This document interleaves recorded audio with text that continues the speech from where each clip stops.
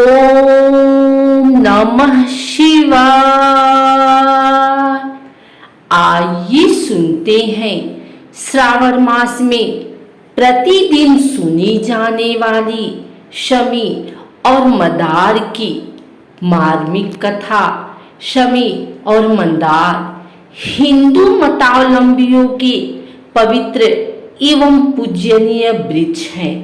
गणपति और शिव की आराधना तो इनके साथ ही पूर्ण माने जाते हैं।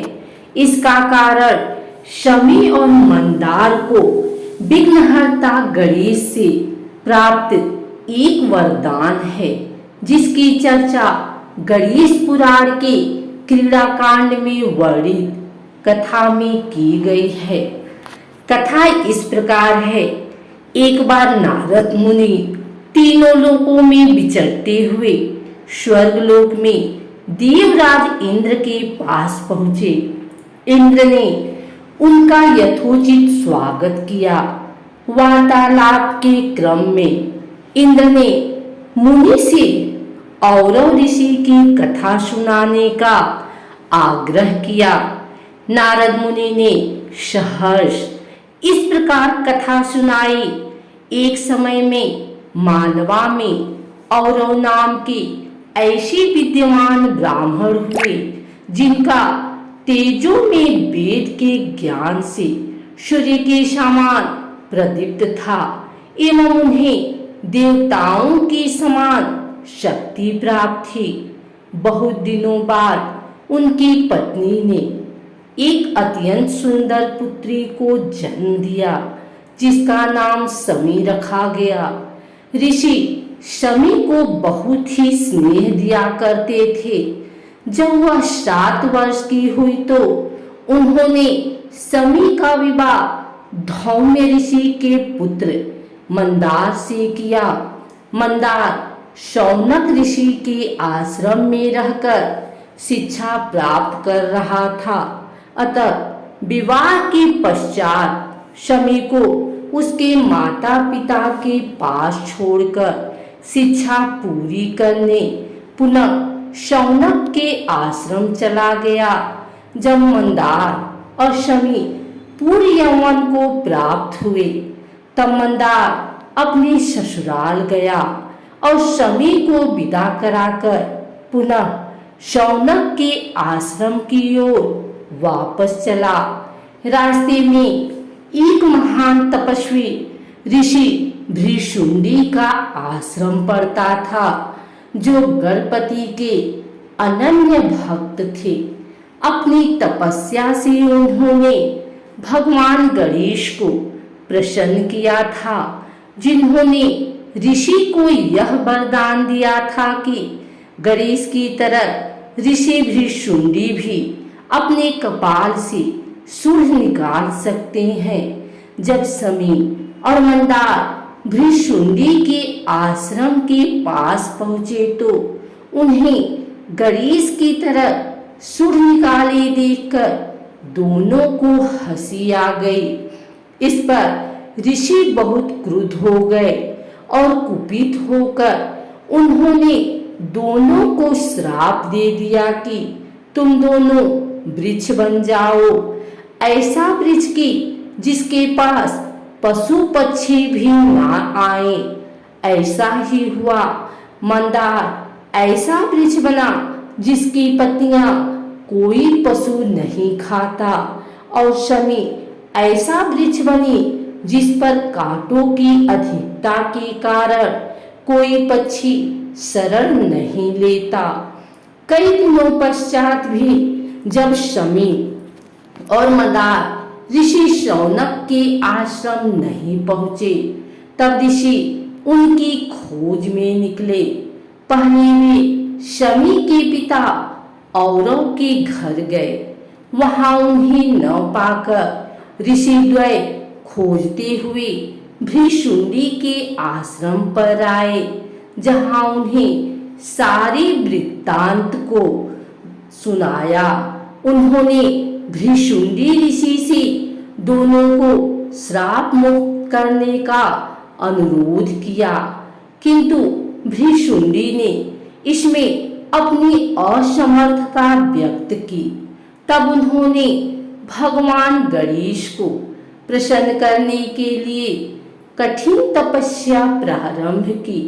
उनकी तपस्या से प्रसन्न होकर गणपति 10 हाथ ऊंचे सिंह पर आरूढ़ हो प्रकट हुए। गणपति ने उन्हें वरदान मांगने को कहा। उन्होंने शमी और मंदार को शाप मुक्त कर पुनः पूर्वावस्था में लाने का वरदान मांगा, किंतु गणेश अपने प्रिय भक्त भृशुंडी की अवहेलना नहीं करना चाहते थे, अतः यह वरदान देने से मना कर दिए। परंतु बदले में यह वरदान दिया कि एक दोनों वृक्ष तीनों लोकों में पूजनीय होंगे और शिव तथा स्वयं उनकी पूजा बिना इनकी उपस्थिति में पूर्ण नहीं माने जाएंगे। यह कहकर गणपति अंतर ध्यान हो गए।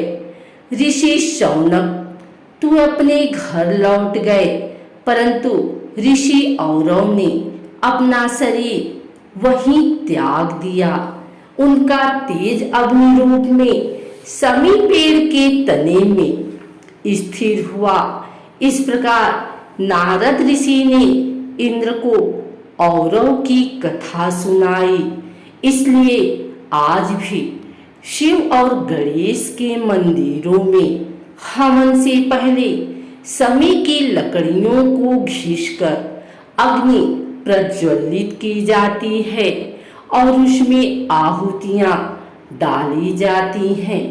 बिना मंदार पुष्प और शमी पत्रों के शिव एवं गणपति की पूजा पूर्ण नहीं मानी जाती। शमी वृक्ष का प्रसंग महाभारत में भी आता है। जब पांडवों ने 12 वर्ष के वनवास के बाद 1 वर्ष का अज्ञातवास प्रारंभ किया तो उन्होंने अपने भेष और नाम बदले थे तथा अपने अपने अस्त्र शस्त्र विराट नगर के बाहर शमशान में एक बड़े शमी वृक्ष के अंदर ही छिपाया था। त्रेता काल में भी शमी वृक्ष का एक प्रसंग है।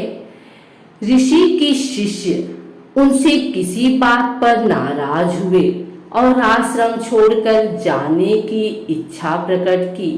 गुरु ने शिष्य से गुरु दक्षिणा में 14 कोटि स्वर्ण मुद्राएं मांगी।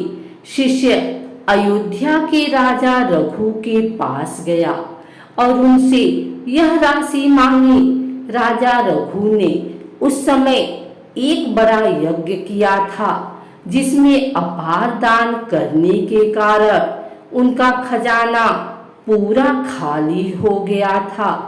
उन्होंने उस ब्राह्मण से कुछ समय मांगा और यह धन प्राप्त करने के लिए अश्विन शुक्ल दशमी की तिथि को इंद्र की राजधानी अमरावती पर चढ़ाई करने का निश्चय किया।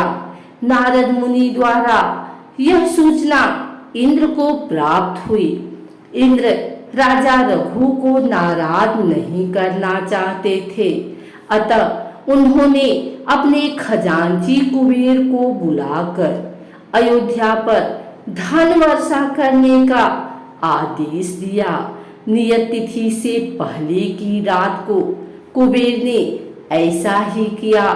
धन वर्षा एक बड़े शमी वृक्ष के ऊपर हुई। जब राजा रघु ने यह जाना तो ब्राह्मण को सारा धन लेने के लिए बुलाया, परंतु उसने अपनी आवश्यकता अनुसार 14 कोटि स्वर्ण मुद्राएं ही ली और गुरु दक्षिणा चुकाई। दान के उद्देश्य से प्राप्त धन की बची अपार राशि रघु ने स्वयं रखना अपने आत्मसम्मान के विपरीत माना और यह घोषणा की कि जिसे भी आवश्यकता हो यह ले जाए।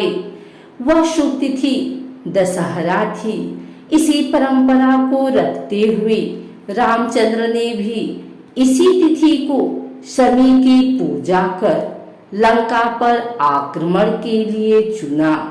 आज भी किसी विशेष कार्य पर निकलने से पहले लोग विशेषकर रात को शमी की पूजा या शीश नवाते हैं।